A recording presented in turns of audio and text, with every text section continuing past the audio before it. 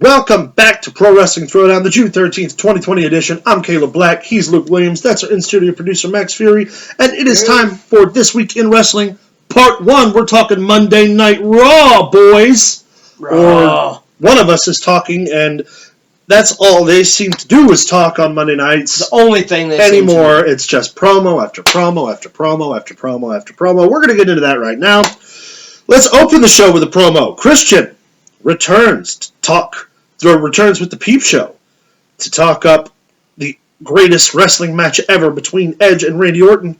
Also states that he doesn't think that Edge can beat Orton. Which is interesting for Christian to take that stance. Not at all surprising, though. I mean, you could probably have seen that coming a mile away. Yeah.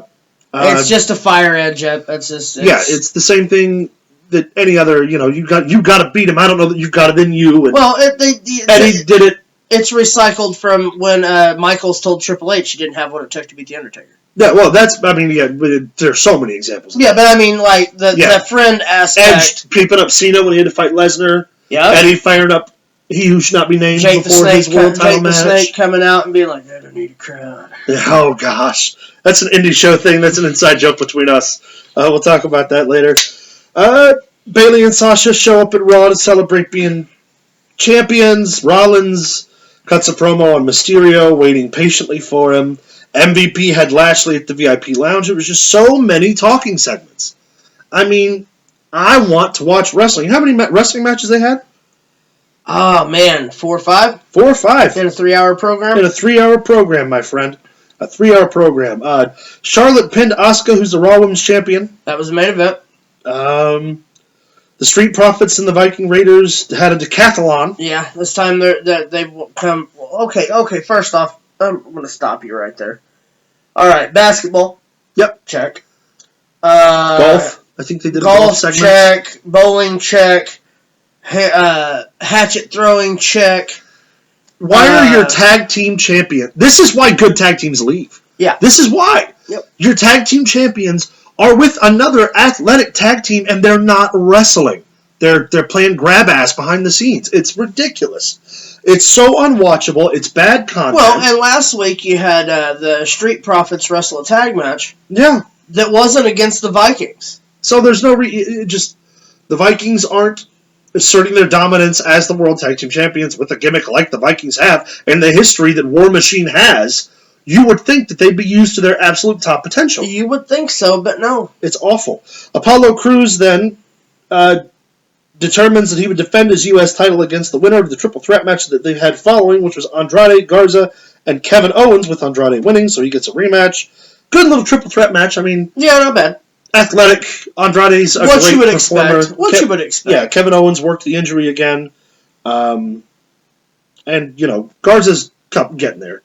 He's going to get there. He's a slow build. But then again, like we were talking in the last video, with Bruce Pritchard comes in, is he going to get the opportunity to? Yeah. McIntyre interrupts the VIP lounge, which segues into a match between Bobby Lashley and MVP against the Viking Raiders. Lashley and MVP defeat the Raiders. The number one contender to the world title is in a tag team match against the tag team champions. And the tag team champions, who are at the head of their division, lose their tag team title. Lose their match, not the championship. Right, not Kane. Yeah, and it wasn't Kane. Yeah. We all can agree that Kane is still the tag team champion. He's forever the tag team Never going to change. I don't know, man.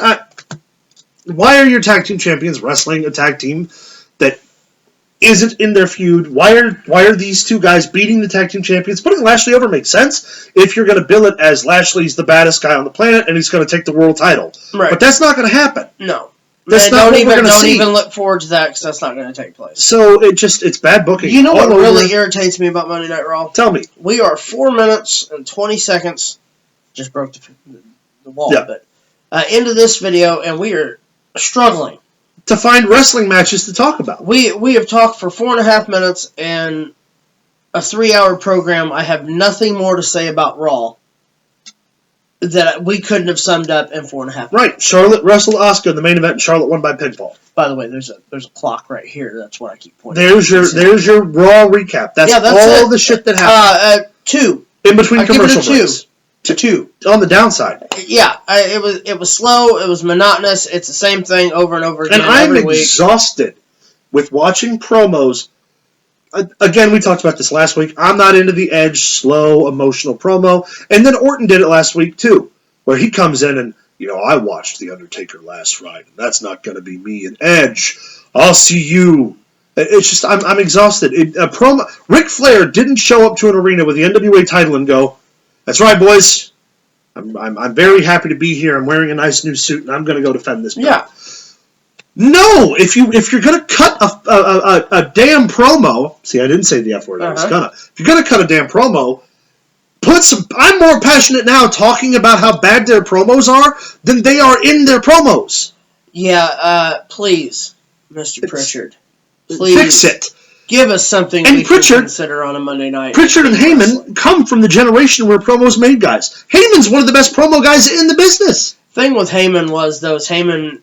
In ECW's heyday, I know this is a Raw talk here, but not a sponsor. The thing in his heyday with ECW is it was all built on promos. Yeah. ECW broadcasts were promos. They were good wrestling, but they were promos. And that's where Raw is trampered off. It has to be good wrestling for the promos to be able to sell. Yeah. You have to have matches for promos to make sense. It's so bad. And when you're giving promos and your matches like the Raiders and not Private Party. Yeah, definitely not Private Party. I mean, where does your... okay, if they were going to wrestle each other, or one of them would wrestle another one each week, yeah, it would make sense. Yeah. These little games the are old fun. School. But when you do like a month worth of lead up and then they come out and they wrestle Rollins' cronies... Yeah, and then the following week, the Raiders wrestled Lashley and MVP. It makes no sense. You're not building anything. No, and no one... This is why this is why tag team wrestling in the WWE suffers so much. Because tag team wrestling takes not even a backseat. Tag team wrestling is in the trunk. On Raw. On guard, with just no attention, no detail. No one gives a shit. No. I don't.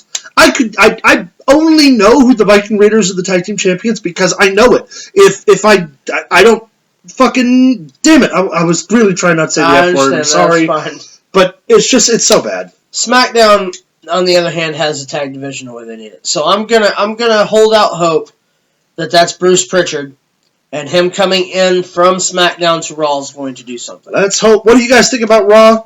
What do you guys think about McIntyre leading up against Lashley? What do you think about the Raiders, not wrestling?